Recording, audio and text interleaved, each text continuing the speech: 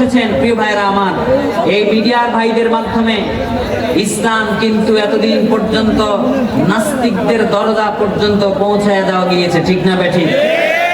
যখন বাংলাদেশের টেলিভিশন চ্যানেলগুলো ইসলামের বিপক্ষে কথা বলেছে, বাংলাদেশের টেলিভিশন চ্যানেলগুলো যখন ইসলামের বিরুদ্ধে কথা বলেছে, আলেমদেরকে ধমকের সুরে কথা বলেছে, নাস্তিকদের পিছনে পিছনে তারা পদলেহন করেছে, এই ইউটিউবার ভাইরাই আলেমদের কথাগুলো বাংলার আনাচে কানাচে পৌঁছায় দিয়েছিল, ঠিক কিনা বলে?